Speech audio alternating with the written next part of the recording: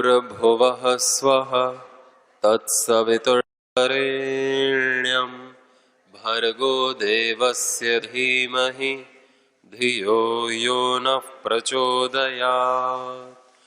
ॐ त्र्यम्बकं यजामहे सुगन्धिं पुष्टिवर्धनम् उर्वारुकमिव बन्धनान् मृत्योर्मुक्षीयमामृतात्। ॐ सहना भवतु सहनौ भुनक्तु सह वीर्यं करवावहै तेजस्विनावधीतमस्तु मा विद्विषावहै। ॐ असतो मा सद्गमय तमसो मा ज्योतिर्गमय मृत्योर्मामृतं गमय। ओम शांति शांति शांति। परम पूज्य योग ऋषि श्री स्वामी जी महाराज जी के चरणों में हम सब कोटिशा नमन अर्पित करते हैं। परम श्रद्धेय आचार्य श्री जी के चरणों में भी हम कोटिशा नमन अर्पित करते हैं। हमारे अनेकानेक ऋषि मुनि योगी साधु संत तपस्वी सन्यासियों की सूक्ष्म उपस्थिति को भी हम नमन करते हैं, प्रणाम करते हैं श्रद्धा से। और आइए हम अब देव यज्ञ भी प्रारंभ करेंगे। ईश्वर स्तुति प्रार्थना उपासना दोनों हाथ जोड़ करके लंबी गहरी श्वास लेकर ईश्वर का ध्यान करते हुए ओम अथेश्वर स्तुति प्रार्थनोपासना। ओम विश्वानि देव सवितर्दुरितानि परासुभ यद्भद्रं तन्न आसुव। हिरण्यगर्भः समवर्तताग्रे भूतस्य जातः पतिरेक आसीत् सदाधार पृथिवीं द्यामुते मां कस्मै देवाय हविषा विधेम। यः प्राणतो निमिषतो महित्वैक इद्राजा जगतो बभूव। य ईशे अस्य द्विपदश्चतुष्पदः कस्मै देवाय हविषा विधेम।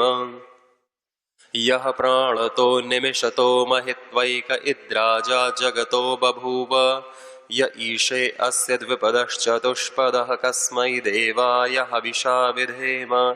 य आत्मदा बलदा यस्य विश्व उपासते प्रशशं यस्य देवाः। यस्य छायामृतं यस्य मृत्युः कस्मै देवाय हविषा विधेम। यः प्राणतो निमिषतो महित्वैक इद्राजा जगतो बभूव।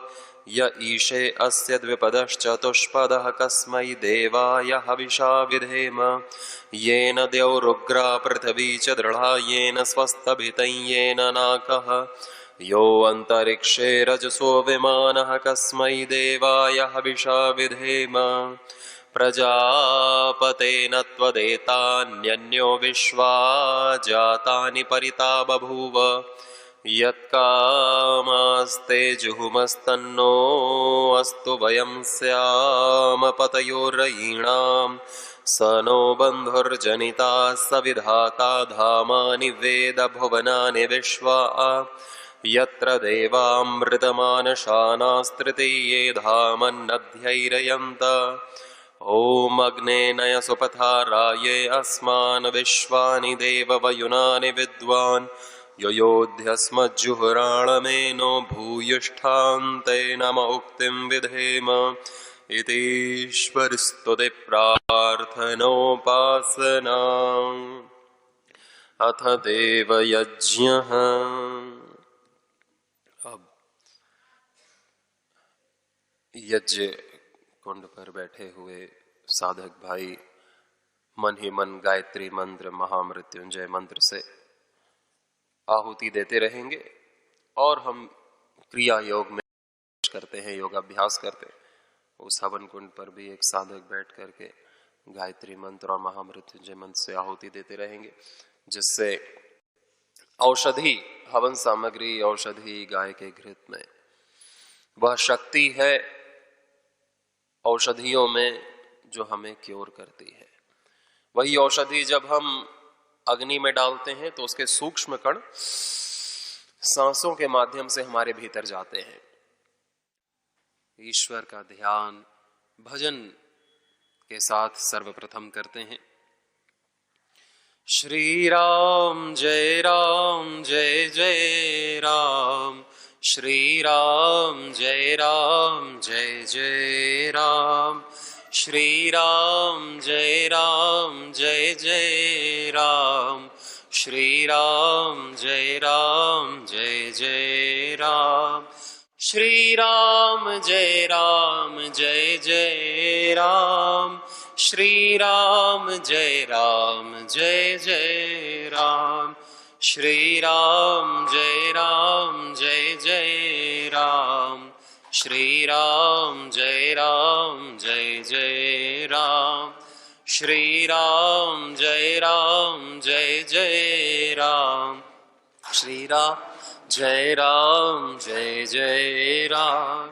श्री राम जय जय राम, श्री राम जय जय राम, श्री राम जय जय राम, श्री राम जय जय राम, श्री राम जय जय राम, श्री राम जय जय राम। 2 मिनट ध्यान करेंगे हम। ध्यान मुद्रा में आंखों को हल्के से बंद करके कमर गर्दन सीधी, लंबी गहरी श्वास, पूरा ध्यान अपने श्वासों पर। प्राणस्येदं वशे सर्वं त्रिदेवे यत् प्रतिष्ठितं, मातैव पुत्रान् रक्षस्व श्रीश्च प्रज्ञां च विदेहि नयते। एतदालम्बनं श्रेष्ठम् एतदालम्बनं परम्, एतदालम्बनं ज्ञात्वा ब्रह्मलोके महीयते। ओंकारे विदं सर्वं यद्भूतं यच्च भाव्यं यच्च त्रिकालातीतं तदपि ओंकारे।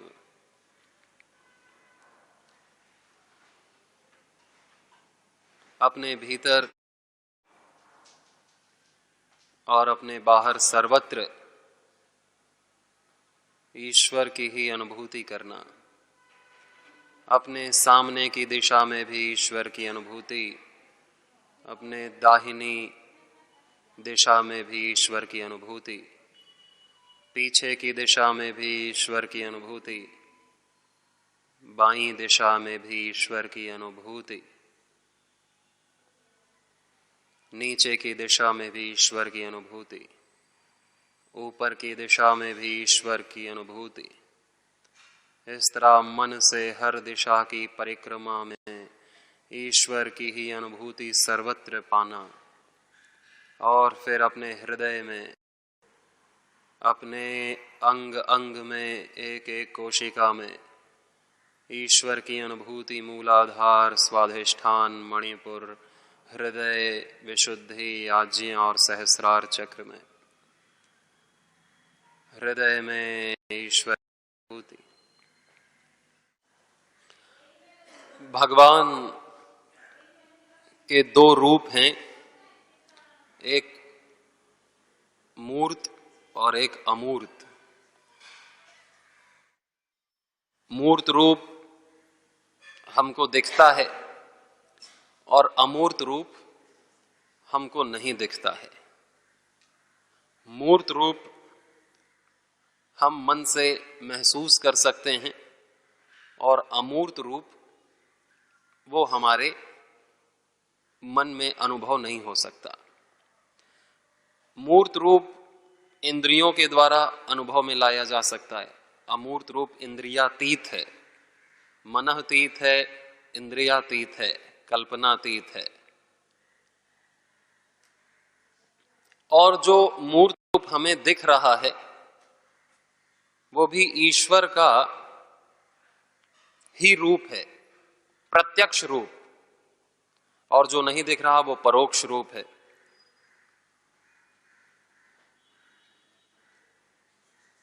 अब जो रूप हमको ईश्वर का दिख रहा है, हम उसी रूप की सेवा कर सकते हैं। जो रूप हमें नहीं दिख रहा उसकी हम सेवा भी नहीं कर सकते। जो रूप हमको ईश्वर का दिख रहा है, हम उस रूप को जो रूप हमें नहीं दिख रहा, हम उसे कैसे मान सकते हैं फिर? तो मानने की चीज और सेवा करने की चीज और प्रीति करने की चीज, तो जो मूर्त रूप हमको दिख रहा है ईश्वर का, वो है। जो ईश्वर खुद बना है, ये मूर्त जगत ईश्वर से ही निर्मित है। ईश्वर ही इसका मेकर है और मैटर भी ईश्वर ही है। इसका उपादान कारण और निमित्त कारण दोनों ईश्वर है।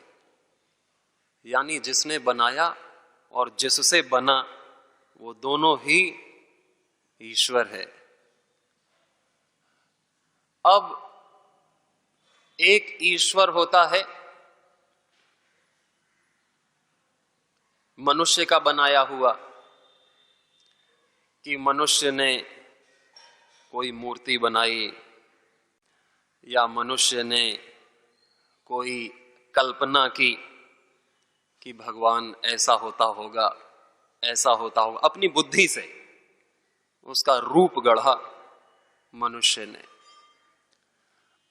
अब उसमें ईश्वर की हम किसी भी रूप में भावना तो कर सकते हैं, क्योंकि सारे ही रूप ईश्वर के हैं, सारे ही नाम ईश्वर के हैं।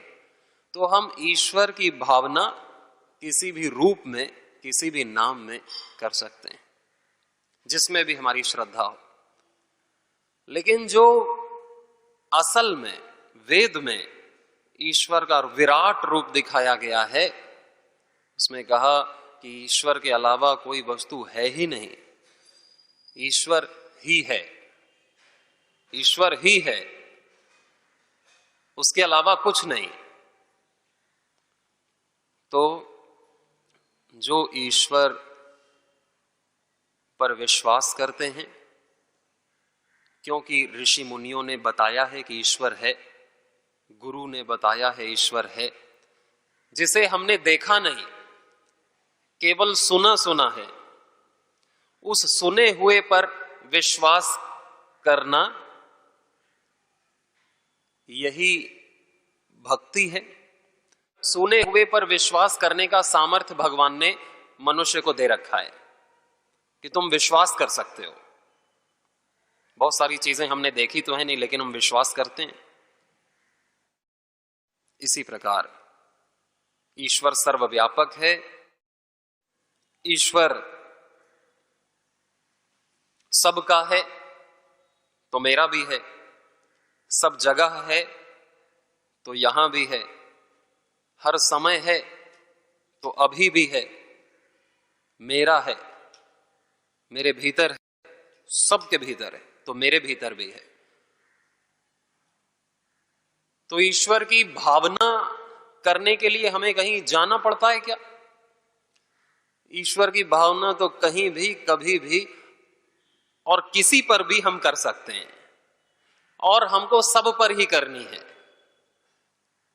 किसी एक जगह करेंगे तो बाकी जगह नहीं हो पाएगी ना, कि हम केवल मंदिर मंदिर में ही आध्यात्मिक रहेंगे तो फिर बाहर क्या होंगे, अनआध्यात्मिक। हम किसी एक मूर्ति में ही करेंगे ईश्वर की धारणा, तो बाकी मूर्तियां, उसमें अनीश्वर की धारणा होगी। बाकी जो भगवान की बनाई हुई मूर्तियां हैं, उस पर भी द्वेष होगा, राग होगा। ये सब तो ईश्वर की बनाई हुई मूर्तियां हैं। तो हम अपनी उपासना को उसका और विस्तार करें, कि हमारी, जैसे भगवान सर्वव्यापक है, विस्तृत है, वैसे ही हमारी भगवान की धारणा, हमारी मान्यता, हमारी भक्ति भी विस्तृत हो, हमारा प्रेम भी विस्तृत हो। क्योंकि ऐसी कोई भी जगह शेष नहीं है जहां ईश्वर हो, जहां उसकी धारणा, भावना न की जा सके। हम सब में देख सकते हैं उसको, और उसमें सबको देख सकते हैं। यस्मिन सर्वाणि भूतानि आत्मैवा भूत विजानतः तत्र को मोहः कः शोकः एकत्वम अनुपश्यते। ईशोपनिषद में कहा है कि जो सबको ईश्वर में और ईश्वर को सब में देखता है, फिर उसके जीवन में कैसा शोक, कैसा द्वेष, कैसा राग, कैसी घृणा, वो करेगा किससे? वो गलत सोचेगा किसको?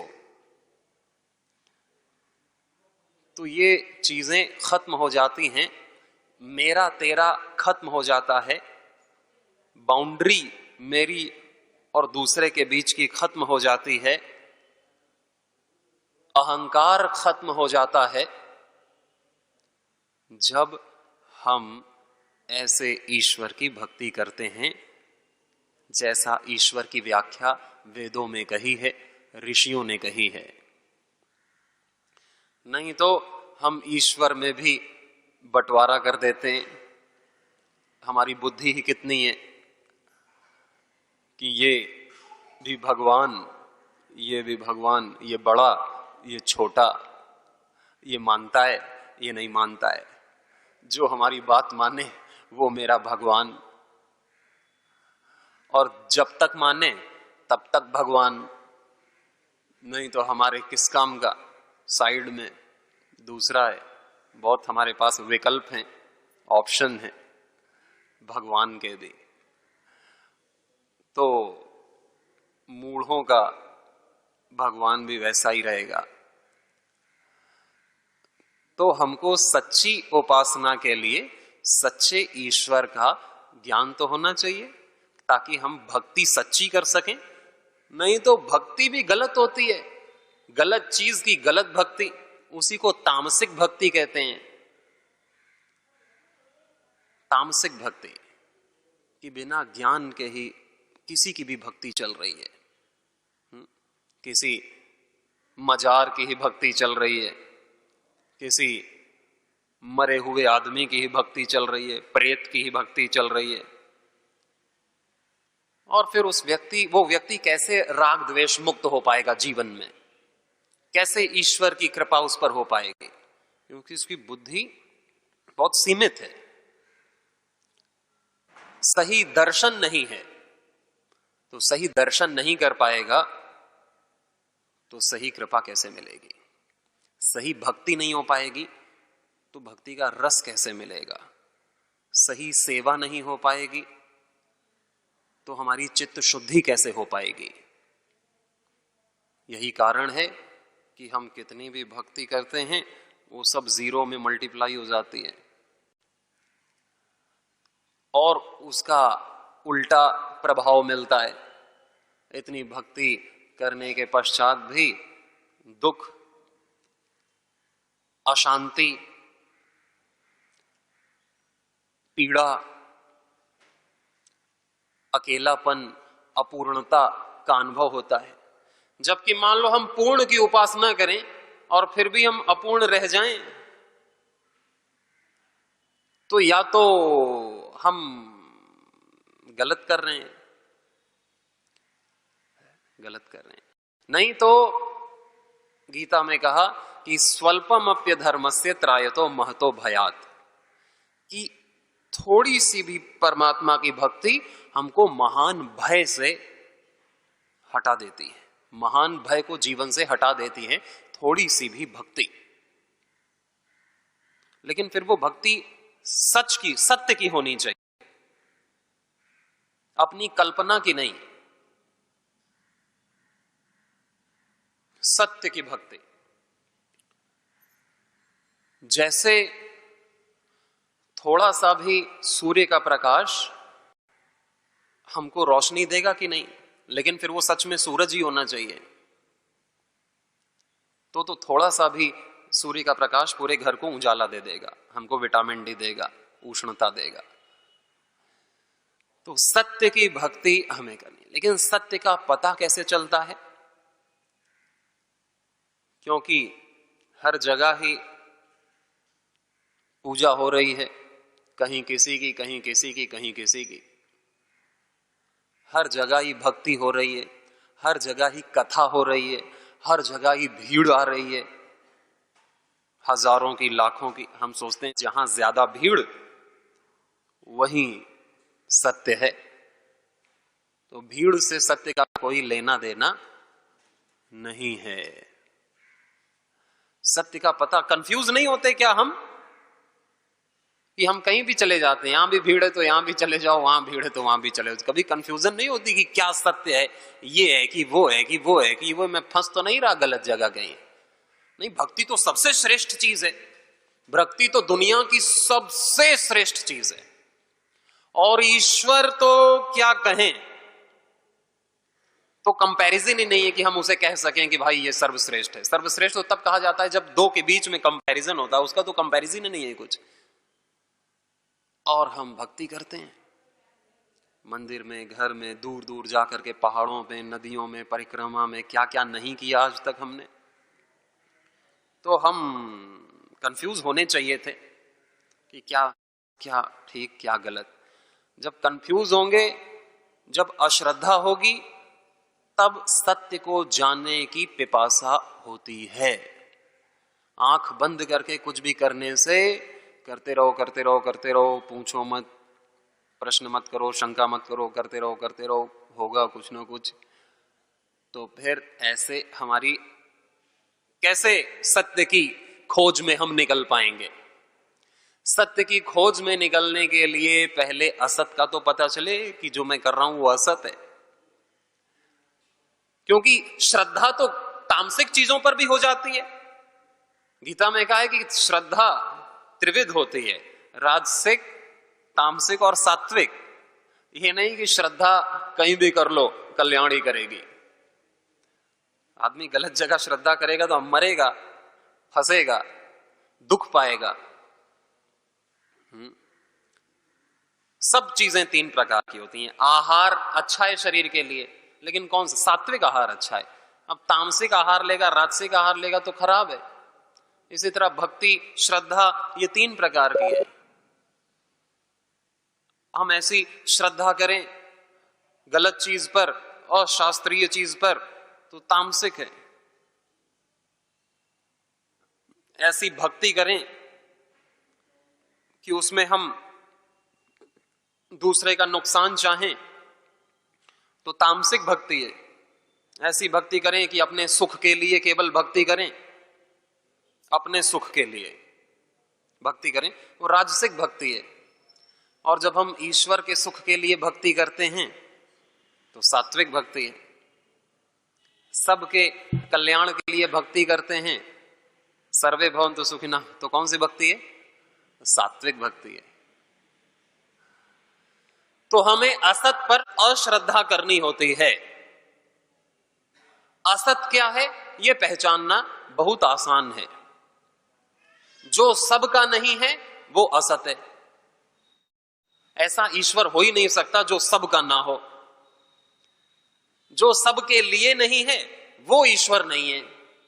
वो ईश्वर हो ही नहीं सकता जो सबके लिए ना हो, क्योंकि सब तो उसी की संतान है ना।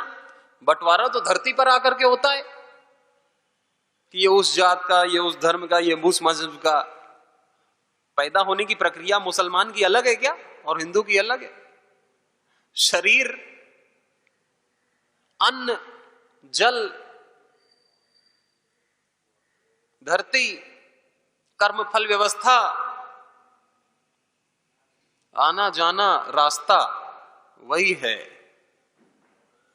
नीचे खींची है लाइन, अब ऊपर से कोई नीचे लाइन खींच दे, खेत बना दे, और ऊपर से कोई गेहूं के दाने बिखराए भगवान, तो कोई दाना कहीं पड़ेगा, कोई कहीं पड़ेगा। लाइन तो नीचे खींच रखी है, उसने थोड़ी इधर इधर करके डाला है, उसने तो डाल दिया है उगो। अब कहां उगोगे वो तुम्हारे कर्मों के अनुसार है। और हमारा सौभाग्य है कि हम हिंदू वैदिक सनातन आर्ष सत्य परंपरा में उगे हैं। ये हमारा सौभाग्य है। हम ऋषियों की परंपरा में उगे, हम वैदिक परंपरा में, हम सत्य, योग, यज्ञ, आयुर्वेद की परंपरा में हम उगे हैं। इतनी महान परंपरा में हम उगे हैं, यह हमारा सौभाग्य है। लेकिन ये सौभाग्य को भुनाना, ये नहीं कि फिर आंखों में पट्टी बांध लेना, आंख का कान खुले रखना, नहीं तो आदमी किसी भी परंपरा में फिर बहक तो जाएगा ही। अगर सत्य, क्योंकि केवल परंपरा में पैदा हो, ब्राह्मण के घर पैदा हो जाने से तो व्यक्ति ब्राह्मण नहीं बन जाएगा।